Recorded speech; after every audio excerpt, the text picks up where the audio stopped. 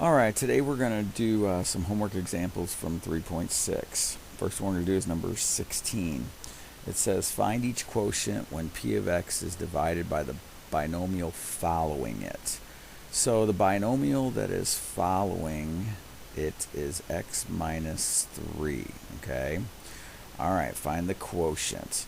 This is practice for long division. What you're going to do is take x minus 3, which is the divisor, and you're going to divide it into this entire polynomial that they have, which is x to the fourth power minus 3x to the third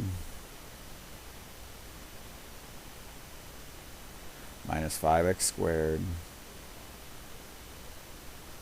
plus 2x and then minus 16.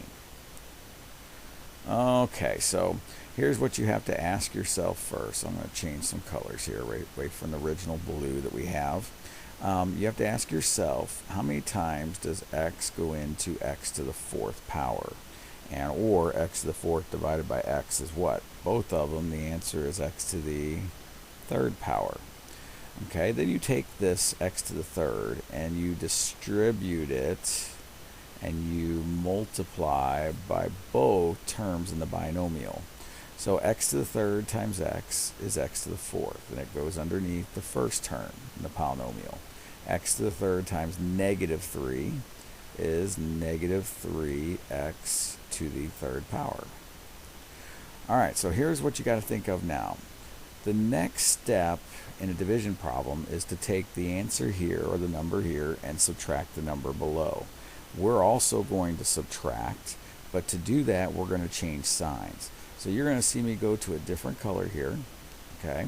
And what that means is when you subtract, you are going to subtract everything on this line, which means I'm going to subtract the x to the fourth, but I'm also going to subtract 3x to the third. And when you subtract this, it already has a negative. Two negatives make a positive. So I'm going to go back to my red now, and I'm going to say these two terms, they should cancel every single time. But what's left over here? You have a negative 3 and a positive 3. Oh, those also canceled. There's nothing left anymore. Now at this point, what you want to do, you want to always make sure what's left down here, there's enough terms to go with what's out here. So the divisor has two terms. We want to make sure we have two terms down here. So I'm going to bring this guy all the way down, which is negative 5x squared. And I'm going to bring this guy all the way down, which is plus 2x. Alright, so here we're going to go back to the same questions that we had before. I'm going to change colors again. I'm going to choose purple. We got to ask ourselves, how many times does x go into negative 5x squared? Well, we don't even have a number. In fact, we have a 1 out front. So 1 times what makes negative 5? And that would be negative 5. And that goes up here. But we also have this x that says how many x's do we need to multiply together to make x to the second? And we need one more x. Now, you see these arrows that we had right here? Those arrows were for the first problem. They're not for this one. So those arrows are not part of this question. Now we're supposed to take this negative 5x, and we are going to take it and we're going to multiply and distribute just like we did a moment ago. So we're going to take negative 5x times x, which is negative 5x squared. And these two terms should match again, okay? Negative 5x times negative 3 turns out to be positive 15x. Again, the next step to a division problem is to draw a line, and then you subtract. So I'm going to go to the black like I did on this one right here. And I'm going to say if you subtract, it's going to turn a negative into a positive. It's going to turn a positive into a negative. So I'm going to go back to my original purple again here that I was just using with this term. And I'm going to say these two terms, the first two terms cancel out, negative 5 and positive 5. But you have 2 and negative 15, which makes negative 13x.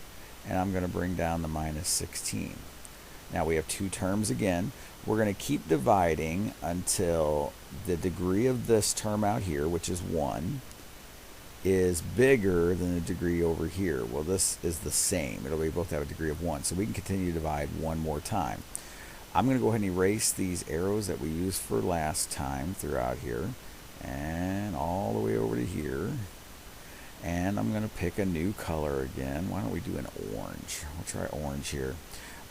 Same question again. X times what gives me negative 13x? The only thing we're missing is negative 13. So I'm going to put minus 13.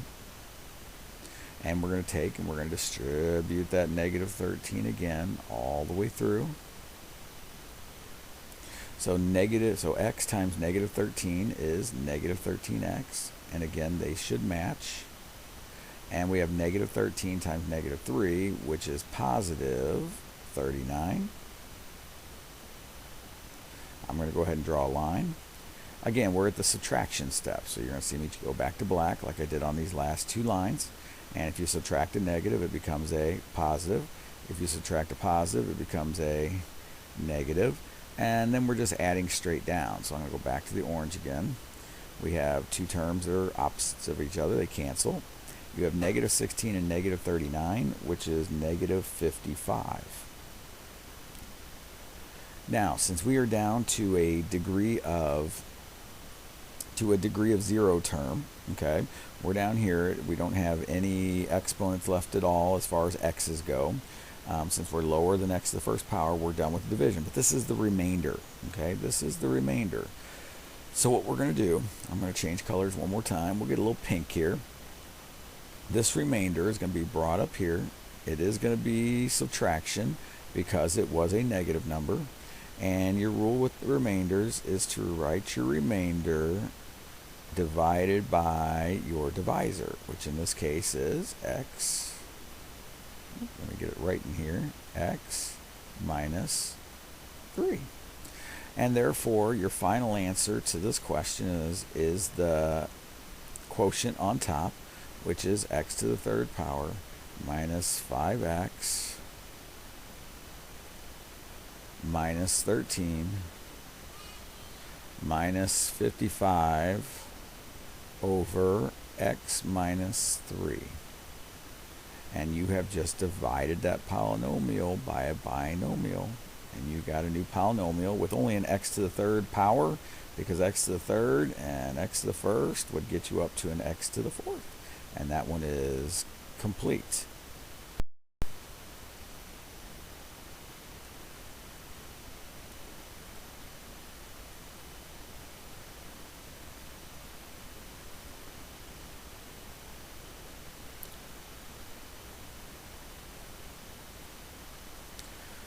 All right, the next problem we're going to do is number 30. And on number 30, it says use synthetic division to find P of k. They're telling you that k is 3. Now, we know what to do if it says find P of 3. Okay? If it says find P of 3, you're supposed to replace all these x's with 3. So technically, this entire answer is 3 squared minus 3 plus 3. Which turns out to be 9 minus 3 plus 3, which turns out to be 6 plus 3, which is 9. Now, here's the thing. It's not asking you to do it this way.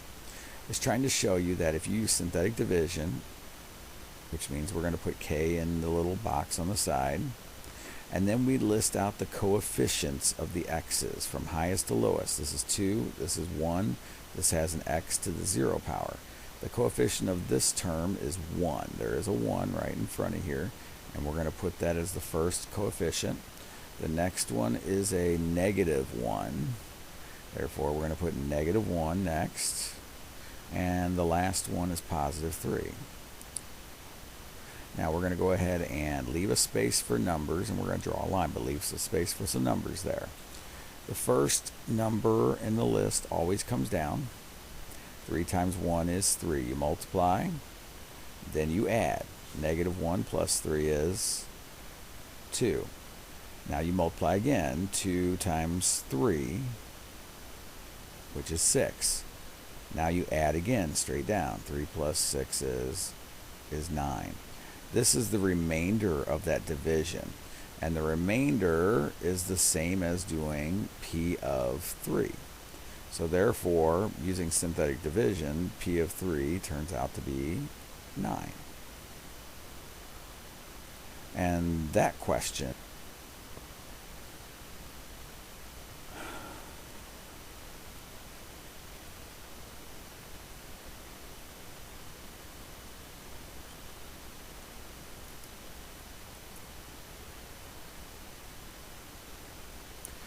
All right, the next problem we're going to do is number 56. For each polynomial, at least one zero is given. Find all others analytically. So the zero that is given is right here at the end because it has a semicolon there at the very end. And we're going to divide synthetically by -5. Now we're going to list out our coefficients, which in order again, which are 2. Then we have an 8. Then we have a -11. And then we have a -5. I'm going to leave a space for some numbers, and I'm going to draw a line all the way across. First number in synthetic division in the list always comes down.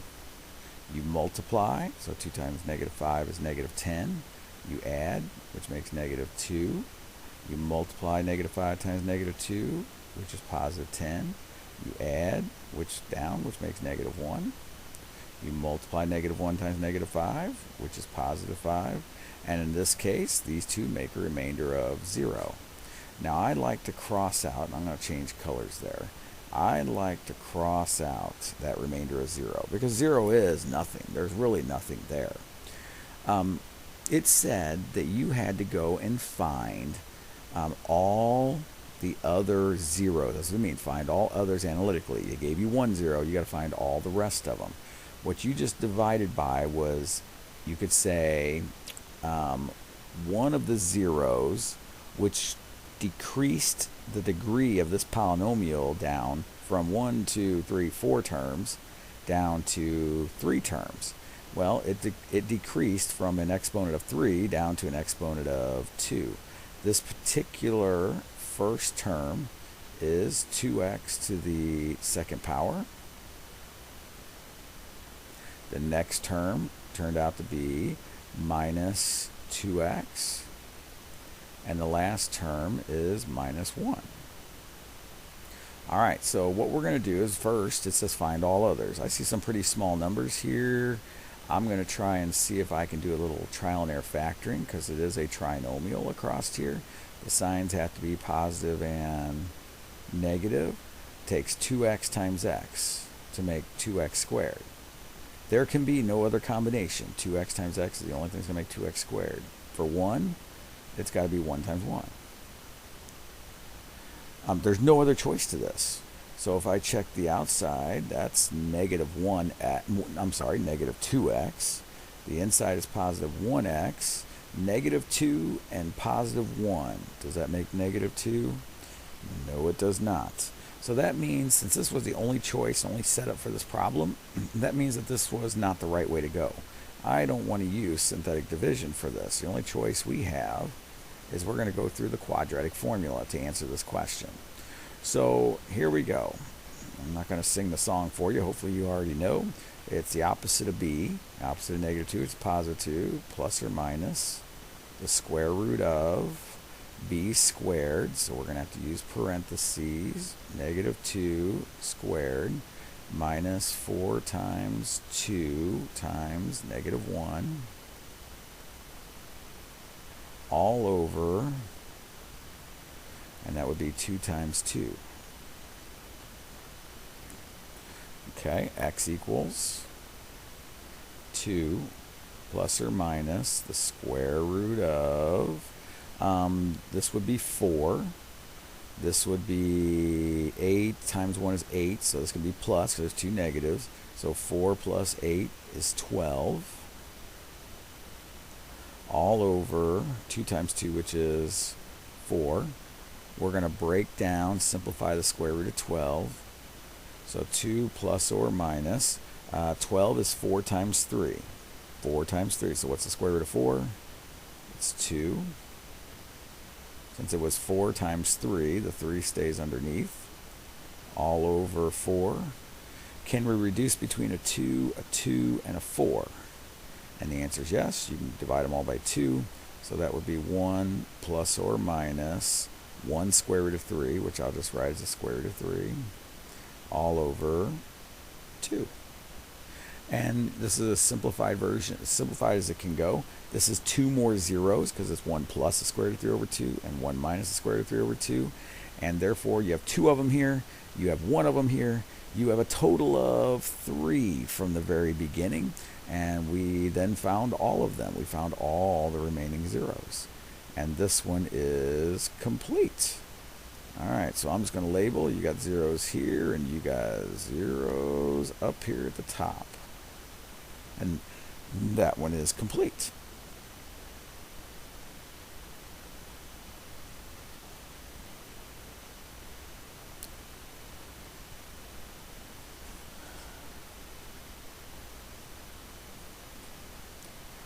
All right, so our last one for this section is number 66. Factor p of x into linear factors given that k is a 0 of p. So they're telling you this right here is a 0. If it's a 0, it should divide into this polynomial with a remainder of 0. We're going to use synthetic division to take -5 and divide into p of x, which the coefficients again are 8, 50, 47, and -15. All right, we're going to leave a row of numbers, a row for numbers. We're going to draw a line all the way across. I'm going to bring down the first number, which is 8. -5 times 8 is -40. 50 minus 40 is 10. -5 times 10 is -50. 47 and -50 makes -3. -5 times -3 is +15. And voila, the remainder is 0. And I'm going to go ahead and cross that out. That means that, again, we started with x to the, I'm going to get my arrow up here, we started with x to the 3rd power. That means that we now are down, since we did a division, this is 8x to the 2nd power. This is now plus 10x to the 1st power. And this is just your constant, which is -3. We're going to take and we're going to try to factor this first. If it doesn't factor, we're going to use the quadratic formula. This is going to be a plus and a minus. What times what is 8?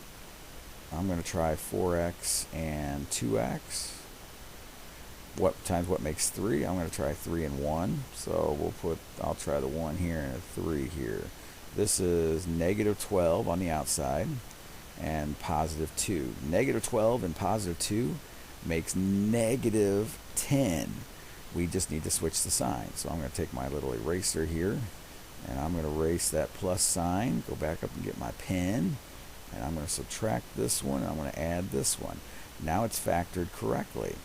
But we got to make sure we read the question to make sure that we're doing the right thing. Let's read it one more time. Factor p of x into linear factors given that k is a 0 of p. These guys right here, are they to the 1st power? Yes, they are. Are they multiplied together? Yes, they are. These are factors of p from the very beginning. So it wants us to factor the entire thing. Since they told us that k equals -5, the factor to begin with must have been x plus 5. That is a factor because of the fact that the answer to it is -5. If you set this equal to 0, you get an answer of -5. So therefore, the factorization of this entire polynomial, if you multiplied 4x minus 1 times 2x plus 3 times x plus 5, you will get back to p of x, which is the original polynomial. And that means that that's your final answer. I'm going to get a little box up here. It makes it a little easier for me to draw it with the board that I'm using. So I'm going to draw a little box around here because these are all the factors, and that problem is complete. And we are done with this homework section 3.6.